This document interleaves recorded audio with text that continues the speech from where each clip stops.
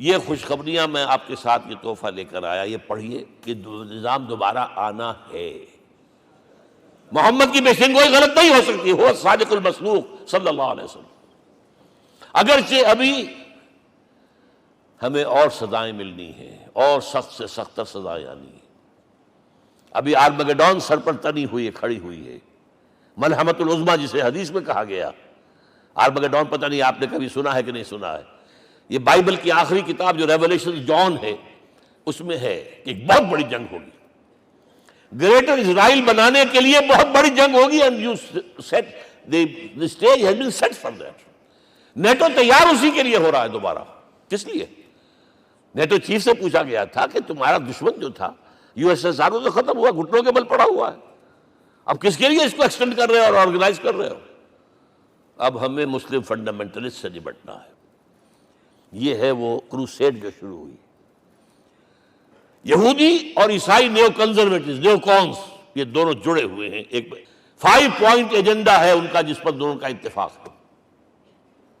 تو ابھی ہم پر بڑے برے وقت آنے ہیں، ہمیں سزائیں ابھی اور ملنی ہیں، لیکن ٹیبلز ول بی ٹرنڈ، دنیا میں اللہ کا دین قائم ہوگا، چاہے ابھی اور اپس اینڈ ڈاؤنز آئیں گے، لیکن ہوگا، لیکن ہوگی، وہ وقت آئے گا اللہ کا دین قائم ہوگا پوری دنیا میں۔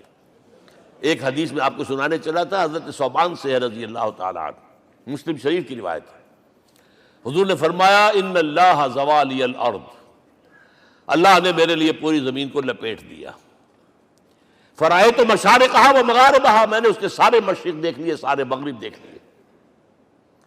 وَإِنَّ أُمَّتِي سَيَبْلُغُ مُلْكُهَا مَا زُوِّئَ لِي مِنْهَا، میری امت کی حکومت ان تمام علاقوں پر قائم ہو کر رہے گی جو اللہ نے زمین کو لپیٹ کر مجھے دکھا دیے۔ یہ ہونا ہے، and that is going to be the end of this world۔ Armageddon بھی آ جائے گی پہلے، ملحمۃ العظمیٰ بھی آئے گا، سزائیں بھی ملیں گی، بالآخر وہ ہوگا۔ لیکن آخری بات، میرے اور آپ کے لیے مسئلہ لمحہ فکریہ کیا ہے؟ میں اور آپ کہاں کھڑے ہیں؟ Are we on the side of Allah or on the side of America؟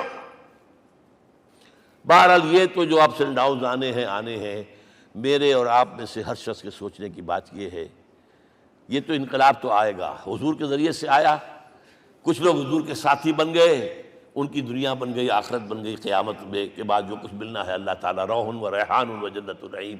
کچھ رہ گئے کہ چاہے سگا چچا تھا محروم رہ گئے، ابو لہب۔ آج بھی یہ قافلہ ادھر چل رہا ہے۔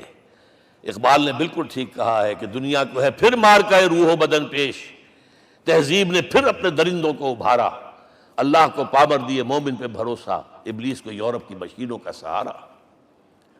اور صحیح کہا ہے، آخری بات جو کہہ رہا ہوں، ایک نکتہ میرا رہ گیا ہے، وَاتَّبَعُوا النُّورَ الَّذِي أُنزِلَ مَعَهُ، چوتھی بات، اور یہ کہ وہ لوگ جو اس نور کا اتباع کریں گے کہ جو ان کے ساتھ نازل کیا قرآن، اس لیے کہ قرآن ہی ذریعہ ہے، آلہ انقلاب ہے۔ قرآن انسانوں کو بدلتا ہے، افراد کو، افراد مل کر جماعت بن کر وہ جو انقلاب برپا کرتے ہیں، بٹ انڈیویجول چینج۔ اقبال کے الفاظ میں چوں بجا در رفت جہاں دیگر شود، یہ قرآن اگر کسی کے باطن میں اتر جاتا ہے تو اس کے اندر انقلاب آ جاتا ہے، he is a change person from within. وَاتَّبَعُوا النُّورَ الَّذِي أُنزِلَ مَعَهُ۔ لیکن آخری دور کے بارے میں چند اشعار سنا رہا ہوں۔ شب گریزاں ہوگی آخر جلوہ خورشید سے، یہ چمن معمور ہوگا نغمہ توحید سے، ہو کر رہے گا، اور پھر دلوں کو یاد آ جائے گا پیغام سجود، پھر جبیں خاک حرم سے آشنا ہو جائے گی، اور آنکھ جو کچھ دیکھتی ہے لب پہ آ سکتا نہیں۔ میں وہ حیرت ہوں کہ دنیا کیا سے کیا ہو جائے۔